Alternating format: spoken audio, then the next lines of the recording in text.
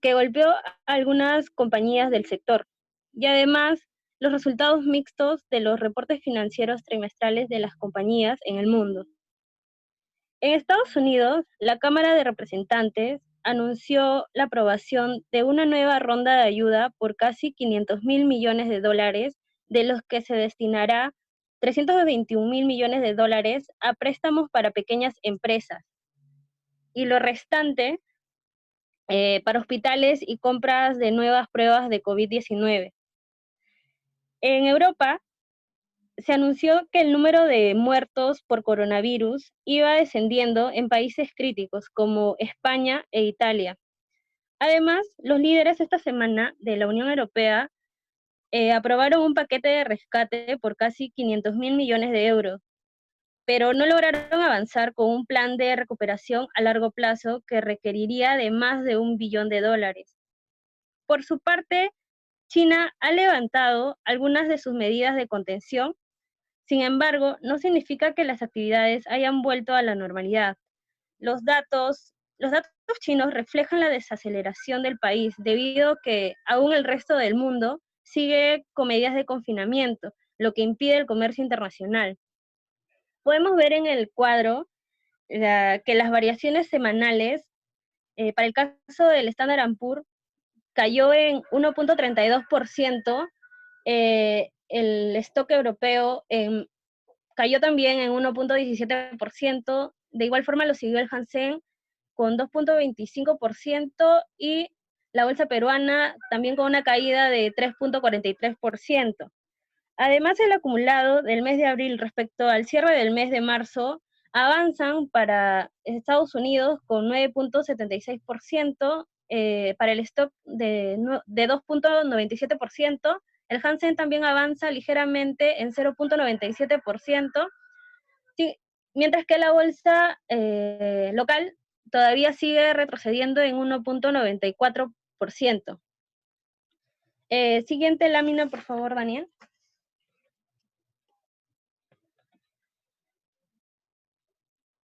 Daniel. Hola, Daniel, ¿me escuchas? Sí, hola, Katy. Sí, Por favor, ¿podrías cambiar de lámina? sí, ya Ya, está la nueva lámina. gracias, disculpa. Bien, además, estos índices que estamos siguiendo fueron afectados durante la semana por algunos indicadores económicos que superaron las expectativas de muchos analistas que vieron el tema bastante en un escenario pesimista. En el caso de China, el Banco Popular chino ha recortado en 10 puntos básicos su tasa de referencia de los préstamos bancarios de 1 y 5 años, registrando 3.85% para el primer caso y 4.65% para el segundo, según ambos indicadores según lo previsto. Esta semana para Estados Unidos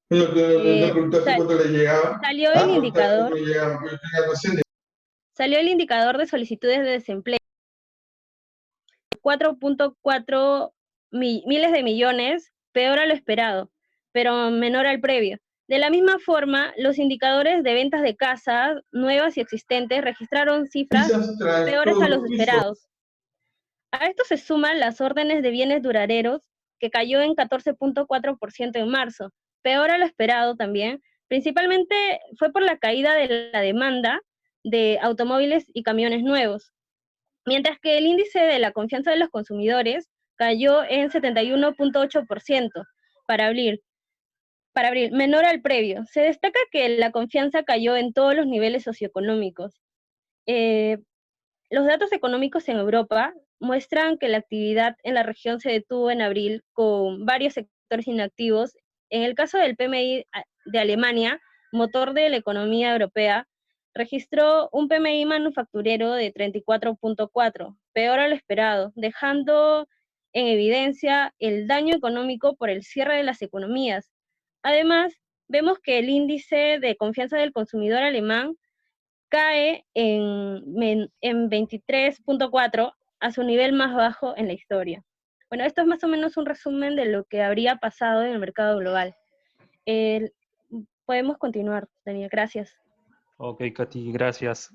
Gracias por la explicación de los mercados globales.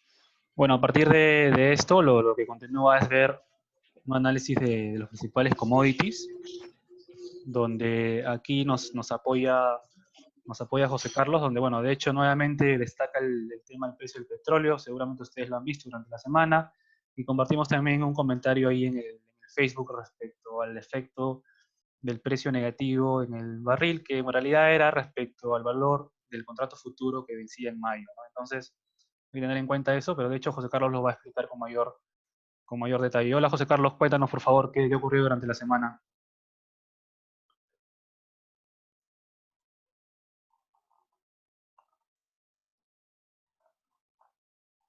Hola Daniel, ¿qué tal? Sí, buenos días con todos. Hoy día, esta semana ocurrió varias cosas importantes en cuanto al petróleo y también en varios commodities. Primero que nada, la caída del petróleo ha sido noticia, efectivamente. El lunes cayó al terreno negativo por primera vez en la historia. Esto principalmente al vencimiento, como tú dijiste, Daniel, del contrato para mayo. En ese día ya, debido a los temores a la falta de espacio de almacenamiento de los inventarios de Estados Unidos, los operadores ya tenían dos opciones. O aceptamos petróleo en el corto plazo o lo pasamos a un periodo más futuro. Y bueno, la gente ya no quería petróleo para el siguiente mes y eso llevó a que muchos decidieran deshacerse del contrato para mayo. Y por eso explicaría la distorsión del precio, ¿no? El precio negativo.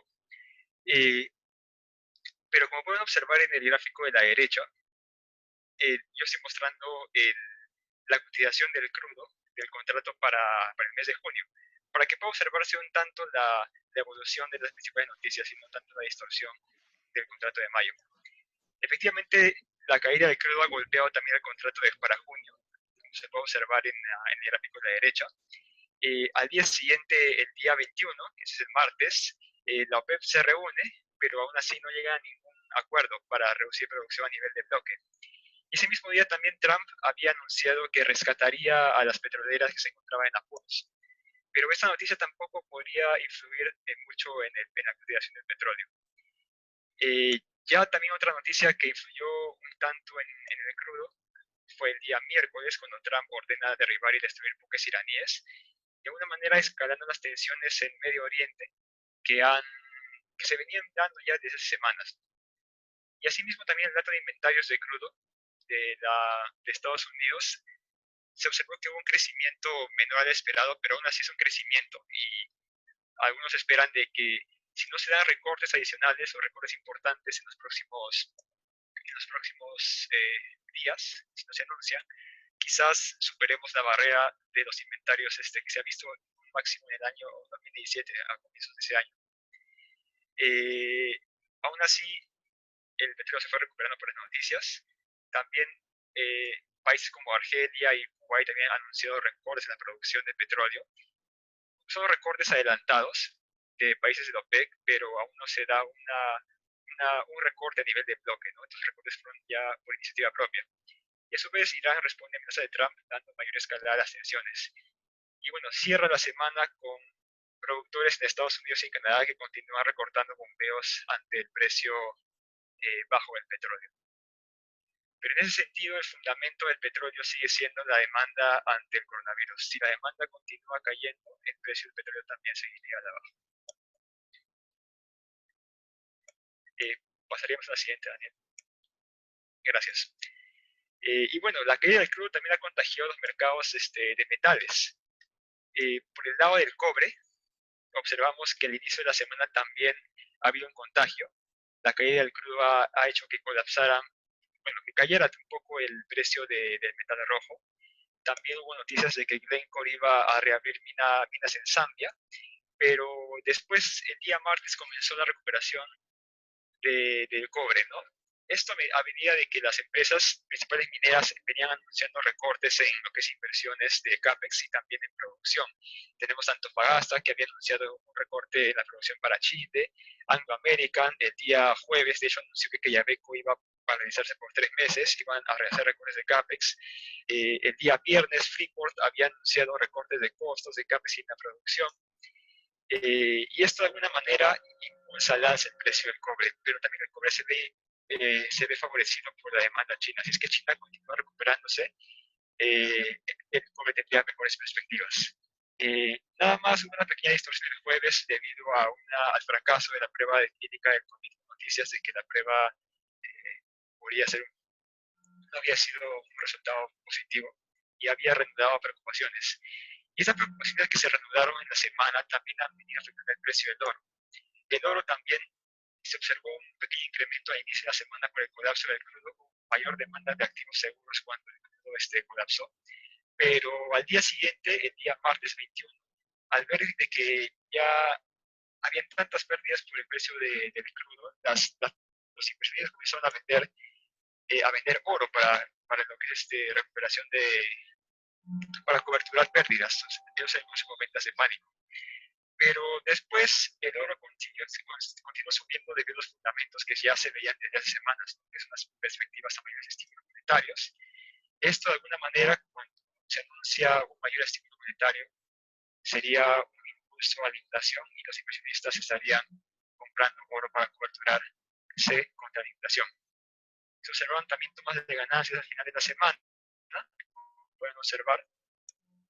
Y bueno, también se anunció un pequeño rescate, un paquete de rescate en Europa y Estados Unidos, que de alguna manera también impulsó el precio del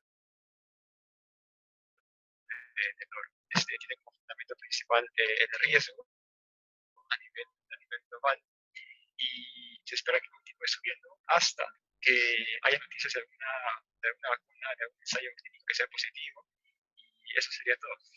Gracias. Ok, gracias. Gracias, José Carlos, por el panorama de los commodities. Y bueno, finalmente para terminar la parte de análisis macro, vamos a revisar las principales noticias a nivel local en nuestro país, donde nos va a ayudar Américo a comentarnos básicamente las principales noticias que han ocurrido durante esta semana, ¿no? Hola, hola Américo. Hola, Daniel, ¿qué tal? Gracias. Buen día a todos. Muy bien, yo voy a hacer un poco el comentario de de los hechos más relevantes en el entorno local. Como ya sabrán, el presidente de la República ha anunciado nuevas medidas, entre ellas el aislamiento social obligatorio hasta el 10 de mayo. Este aislamiento, de alguna manera, se ve amenazado por mayor presión por parte de migrantes que solicitan retornar a sus hogares. Asimismo, la informalidad está siendo una traba para las medidas de contención aplicadas ya, dado que estas políticas de distanciamiento social se hacen más difíciles de respetar ante un bono que medianamente no llega a aquellas personas que dependen de los ingresos generados diariamente. Además del primer paquete empleado de ayuda que implicaba 760 soles, apenas a los 40 días ya se había alcanzado el 40% de ejecución nada más. Entonces esto de alguna manera agudizaba esta necesidad de las personas por salir a conseguir los ingresos para poder seguir alimentándose. Por otro lado, esta extensión tendría que ver con la parte, un poco como para explicar por qué se extendió 10 días, 14 días más. Les invito a ver el gráfico de la parte derecha, que indica básicamente nuevos casos por día y el número de pruebas por día.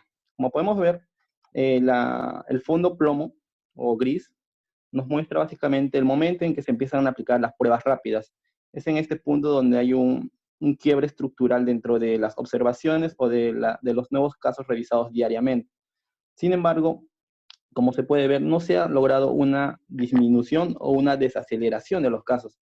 Esto ha hecho que el pico que se estimaba para esta semana de alguna manera pierda fuerza. Entonces, el gobierno lo que hizo es extender, dado que hay una medida universal que es el RO. Básicamente este RO nos indica cuán contagiosa es una enfermedad, es decir, cuánto se puede multiplicar esta enfermedad. En la medida que este RO es mayor a 1, entonces el hecho de que tú reabras la economía o reactives las actividades económicas en el país va a hacer que este virus o esta enfermedad se expanda más.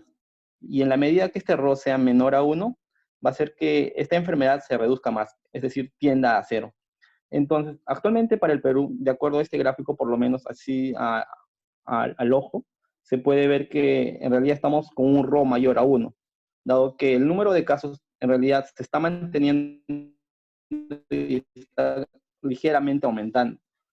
Claro que hay días que se reducen, ¿no? Pero básicamente esta reducción, por ejemplo, del 20-21 de mayo, de abril, perdón, se ha visto explicado de alguna manera por una reducción de las pruebas.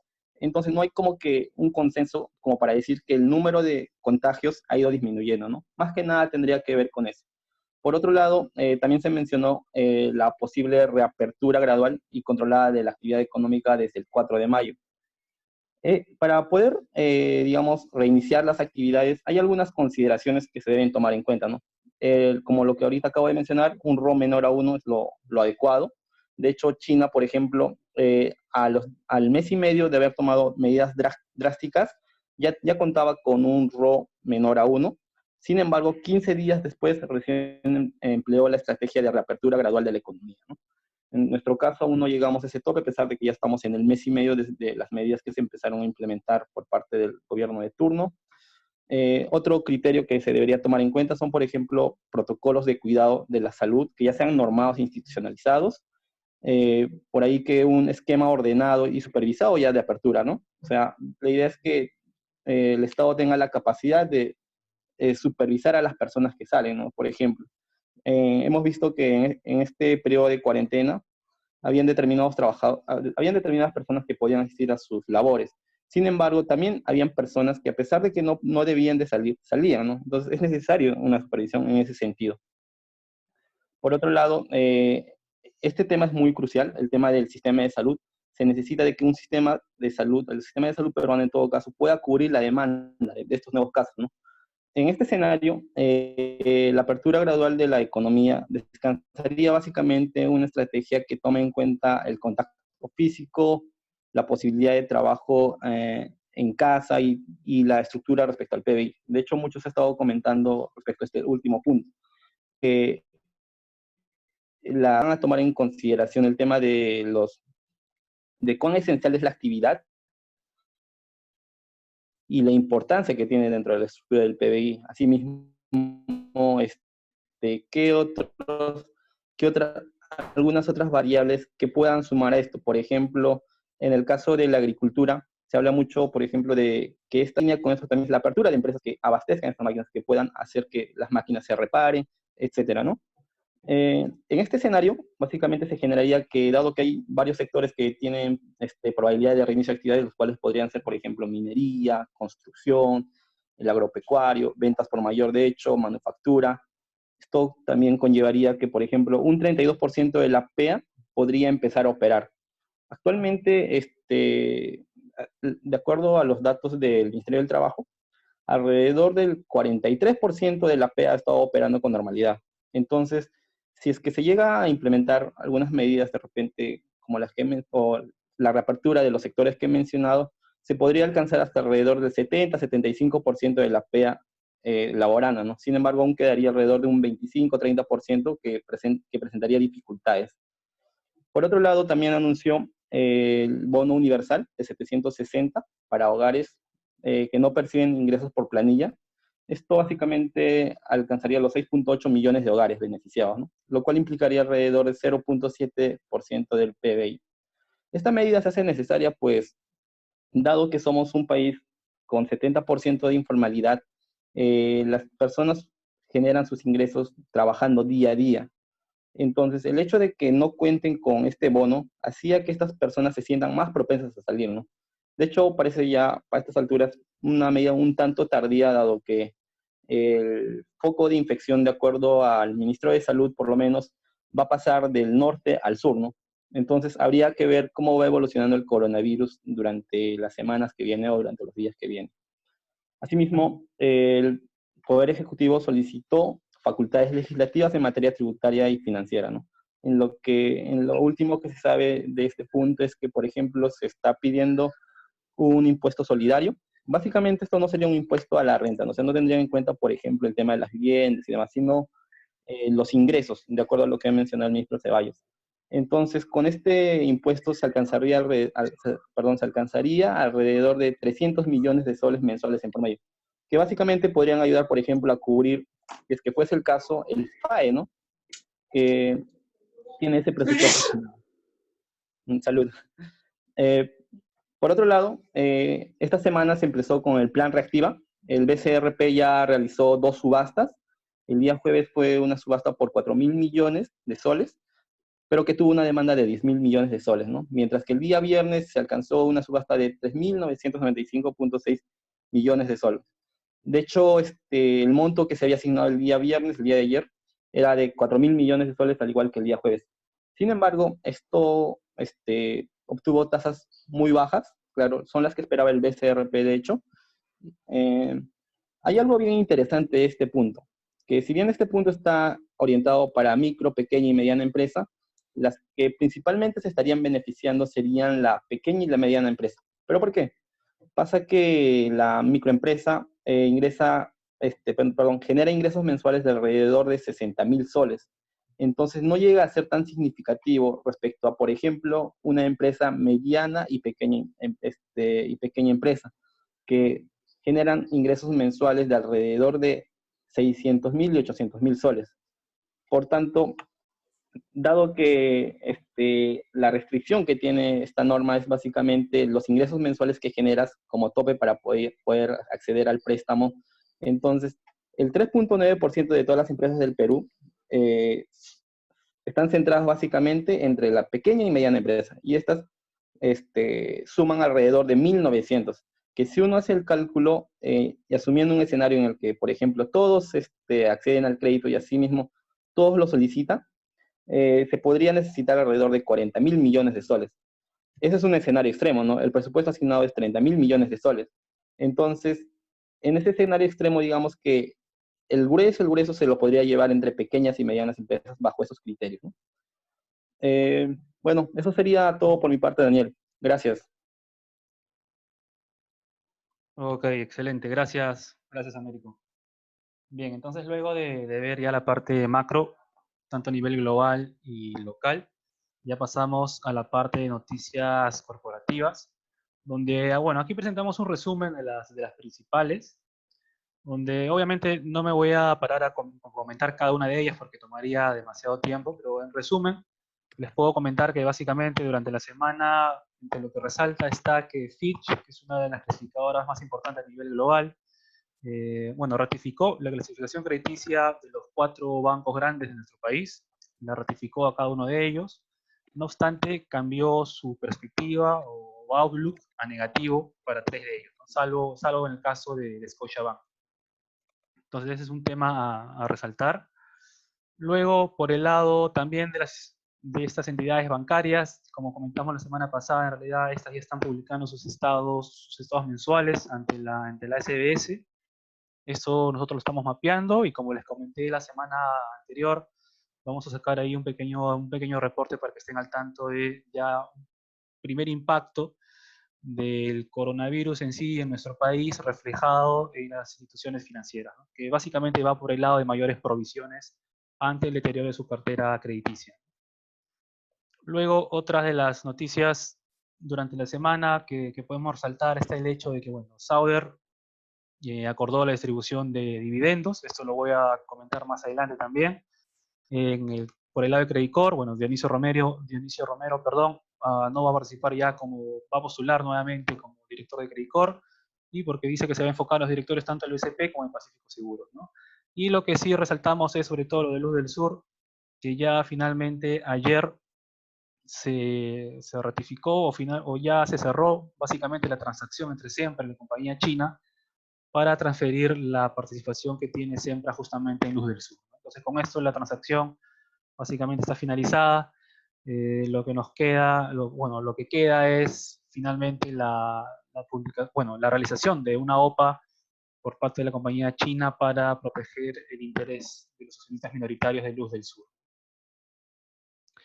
Y finalmente resaltamos que por el lado de UNACEM principalmente ha reportado sus estados financieros individuales, eso sí, no son los consolidados, pero donde se ha visto una caída bastante pronunciada a nivel de utilidad neta, ¿no? De 83%. Justamente ahorita la vamos a comentar, porque lo que continúa es nuestro comentario sobre empresas, donde primero, perdón, está la parte del top 5, la BBL, justo previo a comentar las empresas, donde lo que resalta es, bueno, las que más han caído son, bueno, están tanto Relapasa, Trevali, UNACEM, que es la que vamos a comentar ahorita, y Graña y Montero, y entre las que más han subido está Poderosa por un tema del repunte en el precio del oro, que comentábamos la semana anterior, y también está ahí Luz del Sur, por la transacción que comentamos, y también Sauder, que justo ahorita la vamos a comentar también, ¿no? Un pequeño análisis sobre esta compañía. Entonces,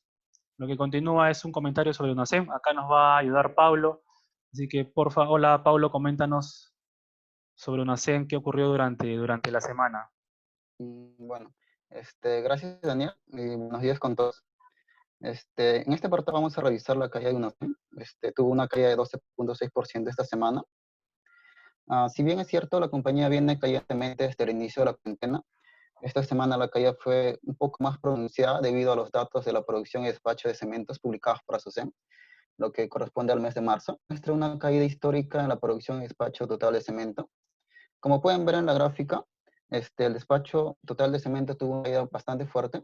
La caída fue de casi un 50% respecto a febrero y aproximadamente 49% respecto al mismo periodo de 2019. Ahora, dada la coyuntura actual, se espera una caída en la producción y despacho de cemento mucho mayor para el mes de abril. Recordemos que los datos de marzo incluyen solo 16 días desde el inicio de la cuarentena y ahora con la ampliación de la inmovilización social hasta el 10 de mayo, tenemos que los datos de abril serán resultados de un periodo completo de paralización en todas las actividades productivas, lo que afectará fuertemente los resultados de la compañía. Esperamos ver los primeros efectos de esto en los resultados consolidados del primer trimestre, aunque como ya lo comentaste hace un rato, recientemente publicó sus resultados individuales, donde ya se percibe una caída bastante fuerte en la utilidad neta. De hecho, tuvo una caída de 82% respecto al periodo de 2019. Si bien esto no representa la totalidad de la compañía, ya nos va dando una idea de más o menos cómo serán los resultados consolidados, ¿no? Y bueno, ya para terminar con este apartado, se vienen tiempos bastante complicados para la empresa. No sé si se puede apreciar muy bien en la gráfica de la derecha, pero la caída en la cotización que viene este marzo ya superó a la caída que se tuvo a finales de 2015, por lo que podríamos decir que actualmente la compañía está cotizando a mínimos de hace 5 años, donde el precio de la acción tocó 1.28 soles. Así que queda estar muy atentos a lo que pueda pasar con UNACEM en las próximas semanas. Muchas gracias y te doy el pase, Daniel. Ok, gracias. Gracias, Pablo. Solamente para resaltar que, bueno, sí, nosotros comentamos durante el seminario también, los que participaron en el mismo, de que el riesgo que vemos en UNACEM es de una posible reclasificación. La última es de S&P de julio del 19. En realidad también la clasifican algunas instituciones locales, pero la más resaltante siempre es la internacional, que sería S&P. La última es de julio del 19, así que es probable de que haya una rebaja en la clasificación en el nuevo reporte que saquen. Y que el riesgo de UNACEM, como comentamos en ese seminario, era de que básicamente tiene una deuda financiera corriente bastante elevada, y es posible que incluso termine incumpliendo covenants, que son requerimientos de deuda que tiene que mantener, porque básicamente porque su nivel de beneficio operativo y neto va a caer muchísimo, sobre todo en esta primera parte del año, ¿no? Entonces, por eso sí recomendamos cierta precaución con esta acción. Luego, la segunda acción que voy a comentar por este lado es la de Sauder. Como les había adelantado, en realidad durante la semana la compañía anunció un reparto de dividendo en efectivo de 20 centavos por acción, que va a ser entregado el 26 de mayo. Ahora, lo que resalta es que este reparto en realidad equivale al 50% de lo que normalmente estaba repartiendo Sauder de forma trimestral. Hay que recordar que esta compañía generalmente realiza 4 entregas por año. Entonces, bueno, básicamente si anualizamos esos 20 centavos, sería durante el año sería 80 centavos, y daría un yield respecto al precio actual de más o menos 2.6%, ¿no? Que es un yield bajo, y que en realidad se entiende porque la compañía va a estar priorizando preservar caja en este periodo de bastante incertidumbre, ¿no? Ahora, también la compañía presentó resultados trimestrales del primer trimestre, ya los ha reportado. Como se esperaba, hay caídas, obviamente por la parte de la paralización que ha tenido en sus operaciones en Perú y también alguna de México. Y bueno, donde la utilidad neta ha caído un 45% en forma interanual.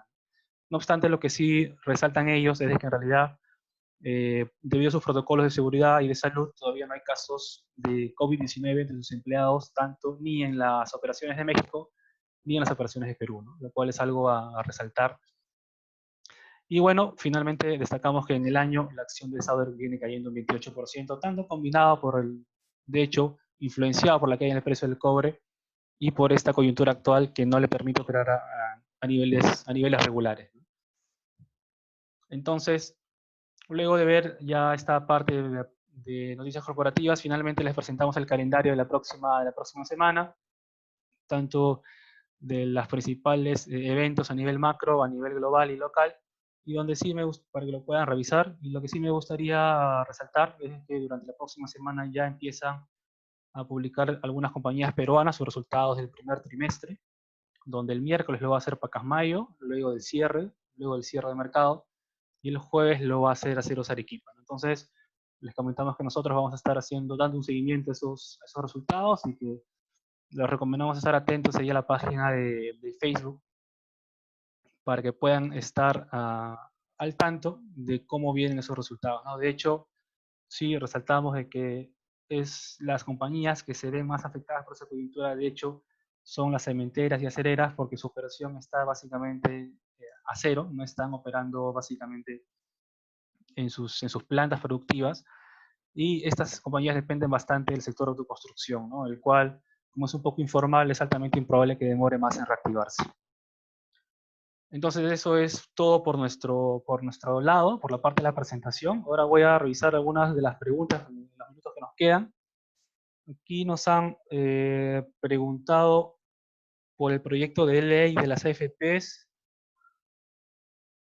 si podría evitar derrumbe de precios si es que la declaran inconstitucional. Bueno, sí, como comentamos, en realidad eso falta que tenga el visto bueno del Ejecutivo, lo cual es poco probable. Entonces habrá que analizar esta semana si es que lo regresan y con qué tipo de observación, y si es que se puede llegar a un tipo de punto medio con el legislativo, y si no, se tiene la opción de la inconstitucionalidad, ¿no? Pero como comentamos al final, si es que esto se llega a aprobar por insistencia, lo que sí van a hacer las AFPs, como comentamos, es evitar o finalmente atrasar estas ventas en el mercado local, porque simplemente, como comentaba, matarían al mercado por ese nivel de oferta brutal que habría de acciones y no habría la demanda que lo respalde, ¿no? Entonces, y las AFPs tienen ahí bastante exposición en depósitos, unos 5.000 millones, si mal no recuerdo, y otros activos en el extranjero que son mucho más líquidos, ¿no? Después, y la última pregunta que nos hacen es sobre sobre el módulo del curso de Bolsa de Valores. Bueno, el módulo empieza la próxima semana y para los interesados les vamos a mandar, en realidad por correo, la invitación para los que están interesados.